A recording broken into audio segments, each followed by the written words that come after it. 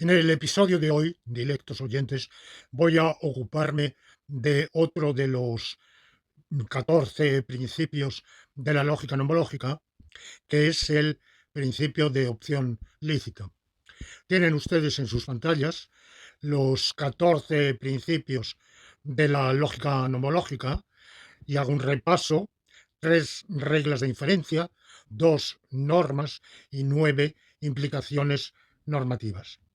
Ya hemos visto varios de, vamos, ya hemos visto la mayor parte de los 14 principios, nos quedan ya muy poquitos, y este es uno de los últimos, que es en el bloque inferior que tienen ante sus pantallas, donde pone implicaciones normativas, la columna de la izquierda, el, el cuarto por arriba, donde la denominación es OPC-A y se formula en la medida en que es lícito A o B y no se realiza en absoluto A, en esa medida es lícito B. Bueno, ahora pasamos a la segunda diapositiva, que tienen enmarcada en carmesí, y en el centro, en el medio de la página, sobre fondo verde, está escrito axioma de opción lícita. Este axioma se formula con cualquiera de los dos enunciados 1 y 2. El 1, el 0,1, que nos dice en la medida en que sea lícito A o B y no se realice en absoluto A, en esa medida será lícito B. El renglón segundo nos dice en la medida en que sea lícito A o B y no se realice en absoluto B, en esa medida será lícito A. ¿Qué diferencia hay entre 1 y 2? Pues sencillamente que en el 1 lo que el 1 consta de es una implicación cuya prótesis implicacional es una conjunción. El miembro izquierdo, el conjunto izquierdo, es la licitud de A o B, y el miembro derecho es la no realización en absoluto del primero de esos dos disyuntos, A. Y la apódosis implicativa es la licitud del otro disyunto. Es A o B, la licitud de A o B indica una opción. Es lícito A o B, es decir, que el titular de ese derecho se ve ante la licitud de optar por A o por B. Lo que nos dice uno es cuando y en la medida en que me sea lícito A o B y yo no realice en absoluto A porque no quiero o porque no puedo, en esa medida será lícito el segundo disyunto B. Y lo que nos dice el 2 es lo mismo, en la medida en que a mí me sea lícito optar entre A o B y no realice en absoluto el segundo disyunto, me será lícito realizar el primero.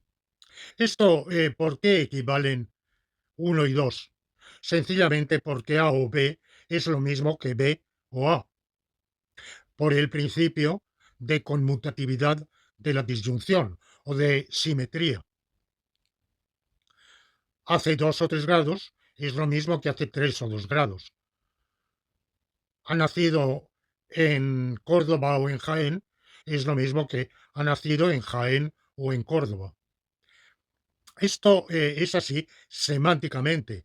Pragmáticamente no. Es decir, puede haber unas reglas estilísticas o de comunicación en la cual, por virtud de la cual no sea indiferente optar entre la fórmula A o B y la fórmula B o A. Pero bueno, eso son cuestiones de lo que en filosofía del lenguaje llamamos constreñimientos pragmático-conversacionales. De suyo, en cuanto al contenido semántico, es lo mismo. Y como A o B equivale a B o A, por la regla de igual obligación de los equivalentes y por tanto también indirectamente de igual licitud, la licitud de A o B y la licitud de B o A son idénticas. Bueno, pues cambiando variables en dos es como si dijéramos, en la medida en que podemos intercambiar A por B y B por A, y tenemos lo mismo que, es decir, en la medida en que sea lícito B o A y no se realice en absoluto A, será lícito B. Bueno, eso entender ustedes que A y B se toman aquí como variables.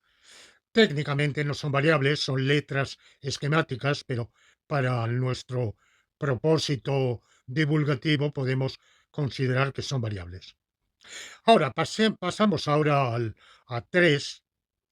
3 lo que nos da es una definición. Está formulado como una equivalencia. La flecha en ambas direcciones significa equivalencia, pero en este caso se trata de una equivalencia definicional. Y lo que hace es definir si A, entonces B, como o bien no se realiza en absoluto que A, o bien B. Bueno, aquí hay que pararse un poco para hacer un distingo que ya he señalado en episodios precedentes, pero que hay que recalcar. En la lógica nomológica está basada en el cálculo sentencial gradualista contradictorial. En el cálculo sentencial gradualista contradictorial hay infinitos grados de verdad, a diferencia de la lógica clásica binaria, en que sólo existen como valores veritativos el 1 y el 0. Lo que no tenga 0 tendrá 1 y lo que no tenga 1 tendrá 0. En la lógica gradualista hay infinitos grados, hay un grado infinitesimal de verdad y de ahí para arriba hasta la verdad total o el 1, pues hay infinitos, evidentemente. Y lo mismo yendo de arriba a abajo. Hay un grado infinitesimal de falsedad colindante con la verdad total y de ahí para abajo hasta la falsedad total también hay infinitos grados. Por eso, en la lógica gradualista hay dos negaciones. Esta negación que tenemos arriba, este angulito alargado, y esa es la negación fuerte, que se lee no en absoluto. Y luego tenemos la negación simple o débil, que si miran en la mitad inferior de la pantalla, la verán en varios lugares, que es la tilde, ese rizo, esa línea rizada, ondulada, con esa, o sinuosa, si lo quieren decir así, que en el alfabeto fonético internacional se llama tilde. Bueno, la tilde es no a secas y si A tiene un valor veritativo entre el 1 y el 0, no A, el mero no A, tendrá también un valor veritativo entre el 0 y el 1. A más verdad, menos falsedad, a más falsedad, menos verdad.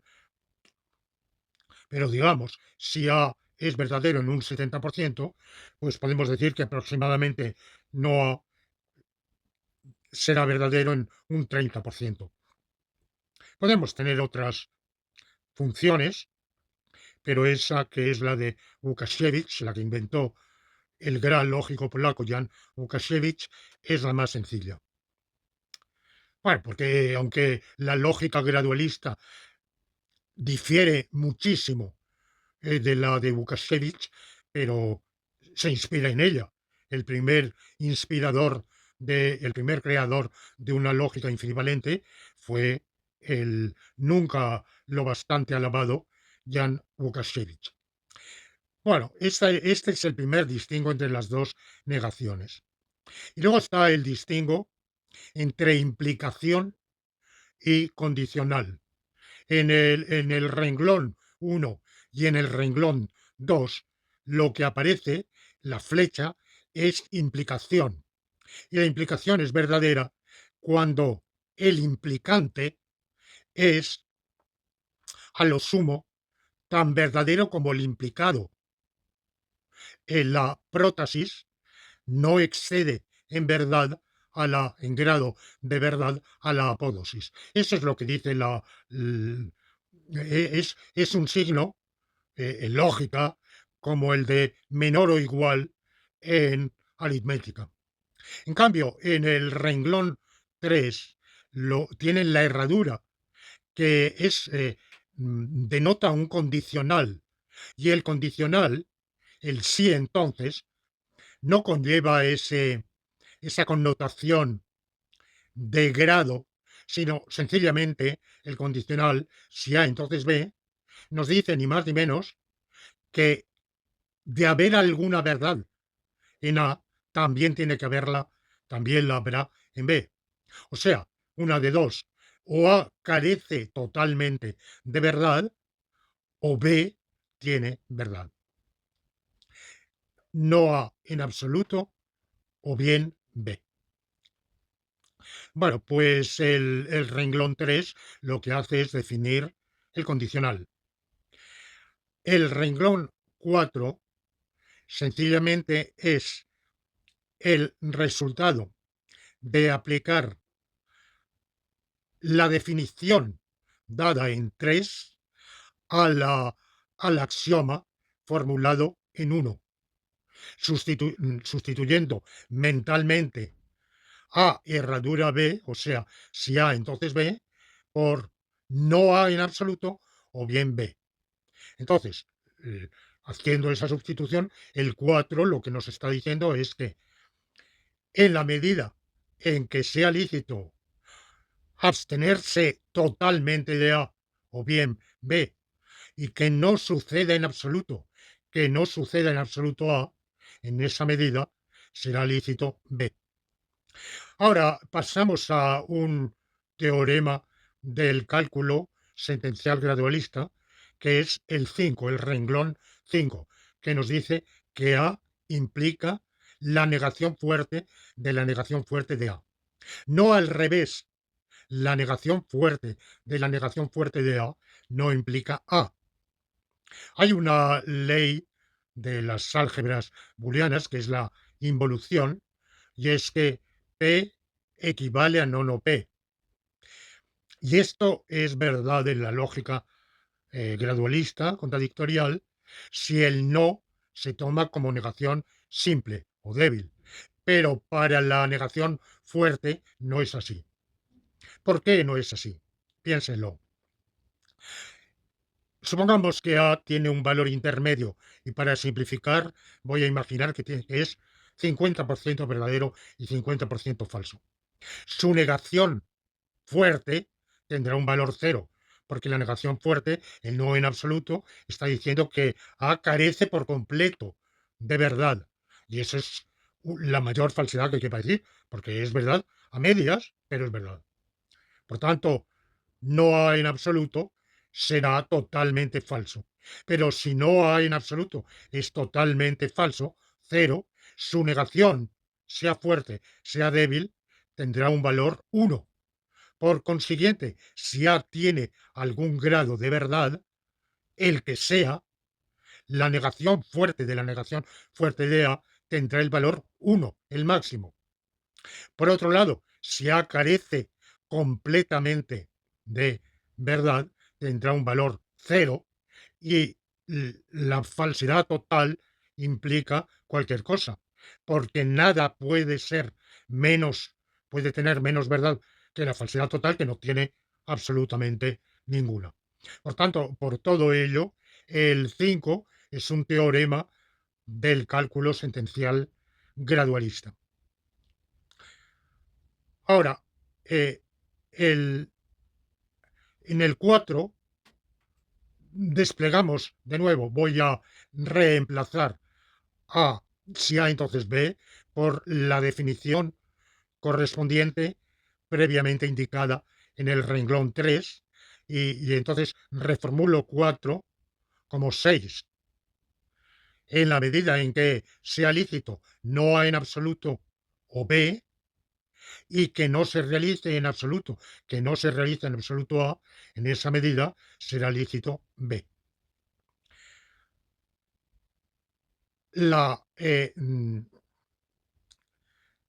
En virtud de los eh, renglones que acabamos de decir, la prueba es muy sencilla, pero la omito. Es cuestión de, habría que escribir algunos renglones más, pero no he querido alargar la presentación.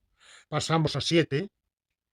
En la medida en que sea lícito si A, entonces B, y que se realice A, en esa medida es lícito si A, entonces B, y no es verdad en absoluto que no sea verdad en absoluto que A. Esto porque esto en realidad es simplemente aplicar otro teorema del cálculo sentencial gradualista. Si A implica B, C y A implica C y B, reemplazando eh, mm, las variables, tenemos en virtud de 5 tenemos 7. Ahora, la apódosis implicativa de 7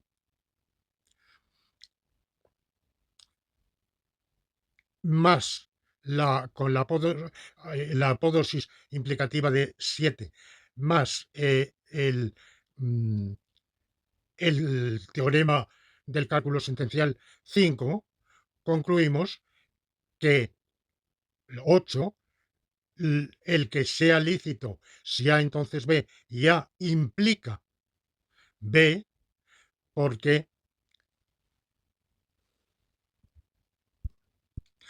¿por qué? Pues porque sencillamente la prótesis implicativa de 8 es la prótesis implicativa de 7, el miembro lo que está a la izquierda de la flecha en 7 y en 8 son lo mismo. La apódosis implicativa de 7 es la prótesis implicativa de, mm, de 4. Y por transitividad de la implicación, en la medida en que A implique B y B implica C, A implica C, pues por esa transitividad de los renglones precedentes concluimos 8. En la medida en que si A entonces B, en que sea lícito, perdón, si A entonces B, y de hecho se realice A, será lícito B. Como ustedes ven, aquí estamos en un tipo de tesis totalmente similar a la que hay para la implicación. En la lógica nomológica tiene estos dos condicionales, el condicional normalito, que es el que exponemos por la herradura, y un condicional más estricto, que es la implicación, pero ambos son functores, conectores, condicionales, en algún sentido. Una diferencia esencialísima entre la lógica gradualista y la lógica binaria o clásica es que en la lógica binaria o clásica se confunden ambas negaciones y se confunden ambos condicionales. No hay diferencia entre condicional e implicación y tampoco hay diferencia entre negación fuerte y negación débil. Voy a poner un ejemplo de, de uno. Supongamos que la organización del Congreso permite a quienes deseen inscribirse o bien esperar a después del 1 de julio y pagando un recargo, o bien inscribirse antes del 1 de julio sin recargo. Y supongamos que de hecho Ignacio no espera al 1 de julio, en absoluto, se adelanta. Entonces tiene derecho a pagar sin recargo. Otro tanto podríamos decir en dos, porque simplemente hay que decir los dos disyuntos, A o B o A, pero sería exactamente igual. Lo que nos está diciendo uno es que supongamos que a usted la normativa aplicable al caso le otorga una opción, pero que por la razón que sea, usted no realiza en absoluto, no va a realizar, no ha realizado, porque no ha querido o porque no ha podido uno de esos optandos, entonces le es lícito el otro optando, le es lícito optar por la otra alternativa, ya que una de ellas no se ha realizado en absoluto porque usted no ha querido o no ha podido. La, mm, el argumento que he expuesto un poco antes, el 8, el- el- la, la- la licitud eh, condicionada pero incondicional de B está implicada por la licitud condicional de B con respecto a A, más el cumplimiento, la realización de A. 8 es simplemente un caso particular de 1, por el argumento que he dado anteriormente. Un caso de 8, si un padre de familia, en la medida en que un padre de familia, a un padre de familia le sea lícito, en la medida en que tenga 2 o más hijos, obtener matrícula gratuita en la universidad para ellos, y de hecho tiene 2 o más hijos, le es lícito obtener matrícula en la universidad gratuita para los hijos. Bueno, este argumento, esta tesis, este principio, creo que estos ejemplos y miles más que podríamos poner lo hacen obvio. Indican un paso del derecho condicional a un derecho incondicional, pero condicionado por el cumplimiento de la condición. Lo mismo podríamos poner en ejemplos de testamentos, de contratos. Por ejemplo, en un contrato, el fontanero tiene que acudir a hacerme una reparación de las tuberías de mi vivienda. Y firmamos un contrato que dice que yo tengo derecho a que si no me hace toda la instalación, eh, mm, si no acude o lo hace mal, reclamarle una indemnización. Y supongamos que efectivamente el fontanero hace una chapuza, lo hace mal, queda mal. Bueno, pues estoy autorizado, en virtud del contrato, a reclamarle una indemnización. ¿Qué pasaría si no tuviéramos uno, ni dos, ni ocho? Pues sencillamente que el derecho sería inservible, inviable, no serviría para nada. Ahora, para la lógica deóntica estándar, el uno, el 2, el 8 mezclan lo deóntico con lo fáctico. Y para la lógica deóntica estándar, lo deóntico y lo fáctico no se mezclan, nunca. Es decir, lo deóntico va por un lado, es lo que se realiza en ciertos mundos posibles ideales, y lo fáctico, pues es lo que de hecho sucede contingentemente. Y como quieren separar absolutamente los adeptos de esa lógica lo normativo de lo fáctico, pues no pueden aceptar nada de lo que hay, o casi nada de lo que hay en la parte de arriba de la diapositiva. O sea, no pueden aceptar ni uno, ni dos, ni ocho. O sea, lo esencial no lo pueden aceptar. Ahora paso a lo de abajo. Bueno, pues si no tienen ese principio, ese axioma de opción lícita, algo tendrán para, digamos, no para reemplazar, no para hacer la misma función, pero bueno, alguna que guarde algún parecido, al menos remoto. Y efectivamente tienen el 9. Tienen el 9, vamos, que es equivalente al, sería no equivalente, perdón, sería el correspondiente al 8, pero sin mezclar nunca fáctico y deóntico. Y el 9 nos dice, aquí quito la flecha porque la lógica deóntica estándar basada en la lógica clásica o binaria, eh, es lo mismo, flecha o condicional, herradura o flecha son iguales, significa lo mismo, e igualmente las dos negaciones son iguales. No son como variantes estilísticas, nada más. Bueno, pues en 9 tienen un teorema de la lógica deóntica estándar que dice: sí, es lícito que si A entonces B, y es obligatorio que A, es lícito B. Si es lícito que eh, mm, el inocente sea absuelto, eh, es, que existe, todos tenemos un derecho a, si somos inocentes, ser absueltos, y tenemos obligación de ser inocentes, por tanto, nos es lícito ser absueltos.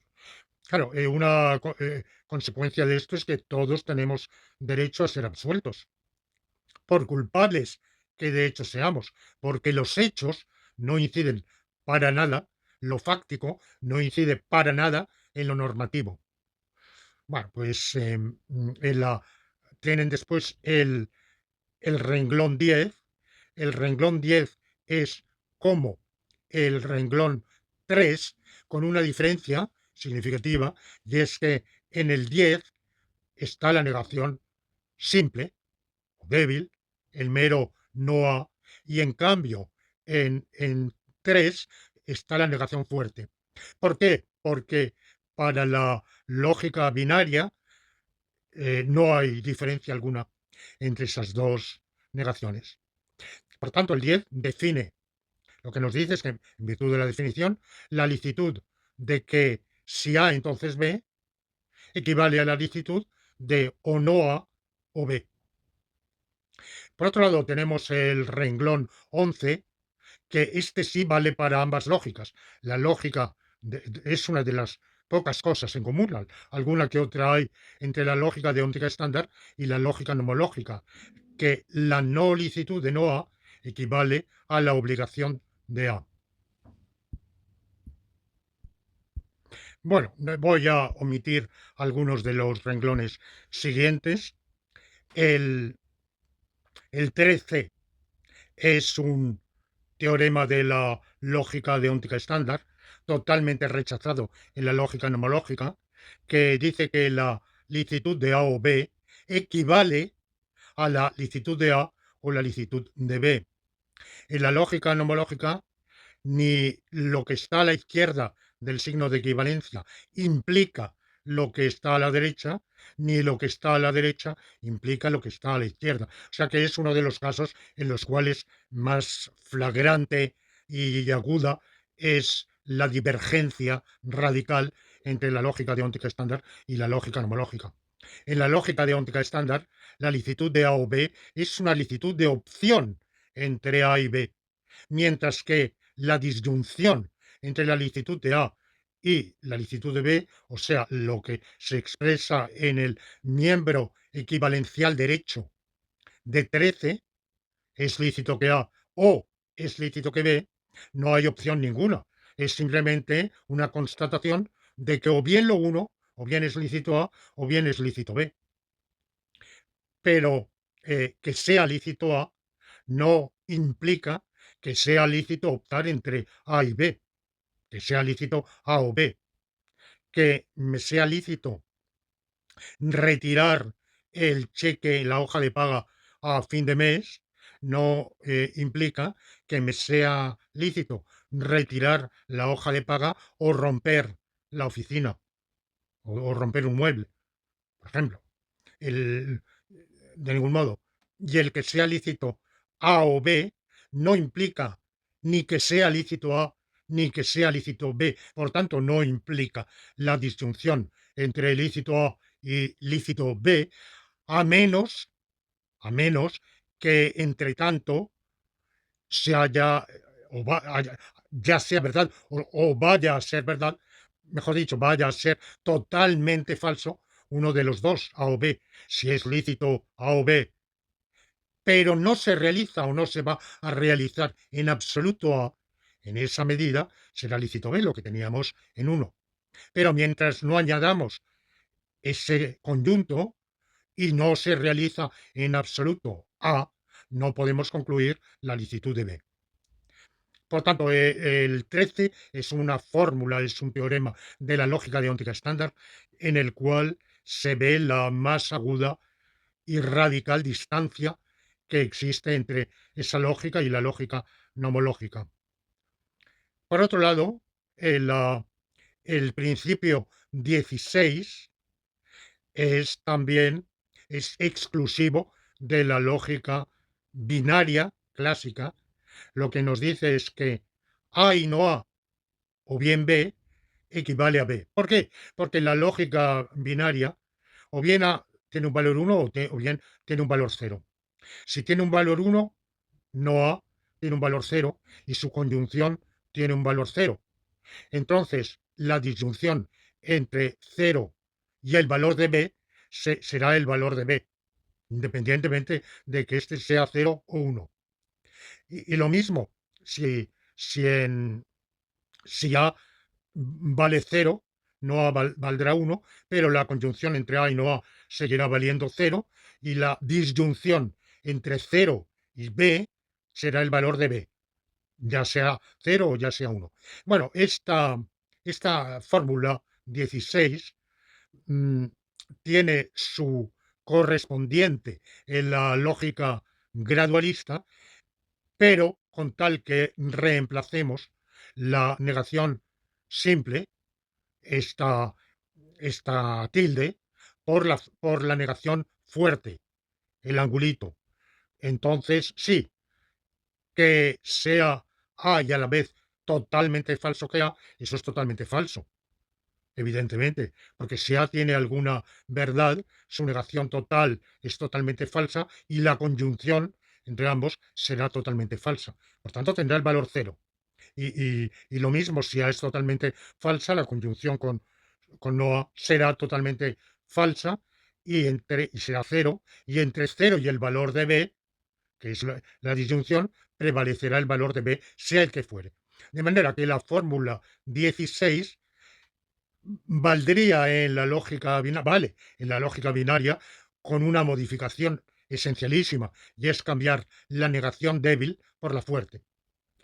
Bueno, a dónde voy a parar con todo esto, porque algunas de los renglones introducen complicaciones que para la exposición de hoy prefiero omitir, es que la lógica deóntica estándar, en la medida en que sea lícito A o B, pero esté prohibido A, será lícito B.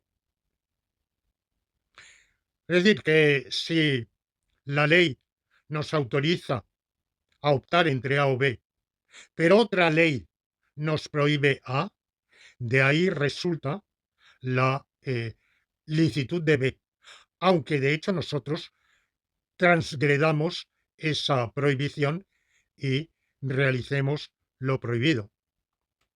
Es decir, supongamos que es lícito optar entre, eh, por ejemplo, un alumno puede, mm, con cargo a la matrícula que ha pagado, eh, inscribirse en el seminario sobre Frege o en el seminario sobre Wittgenstein. Pero, por otro lado, en virtud de una disposición de última hora, se prohíben las inscripciones en el seminario de Frege. Y, sin embargo, violando esa prohibición, nuestro alumno se inscribe en el seminario de Frege. Bueno, pues tiene derecho a inscribirse en el de Wittgenstein. De hecho, la inscripción en el de Frege la ha realizado desobedeciendo la prohibición. Ha hecho caso omiso, pero el hecho es que está inscrito. Se le había prohibido o por la razón que sea, pero ha desobedecido y está inscrito en el de Frege. Ya no tiene agotado el crédito con arreglo a su matrícula y no tiene derecho a inscribirse en el de Wittgenstein. Por tanto, este es otro ejemplo de cómo la lógica deóntica estándar conduce a conclusiones que se dan de bruces con cualquier razonamiento normativo sensato, válido, aplicable. Es una elucubración de sillón abstracta, basada en la lógica modal, pero totalmente divorciada de la realidad de cualquier ordenamiento normativo que pueda valer para la vida, sea en el orden jurídico propiamente dicho, en la moral, en el ordenamiento, en la deontología de las costumbres o en cualquier otra, sencillamente. Una vez más, al examinar este axioma de opción lícita, podemos ver cuán útil, cuán beneficiosa, cuán imprescindible es la lógica nomológica y cuán deletérea, para cualquier efecto práctico, sería la lógica deóntica estándar. Bueno, pues nada más, con esto termino, pongo punto final y ya nos quedan muy poquitos principios, axiomas que son algunas implicaciones nomológicas y en muy pocas sesiones habremos terminado.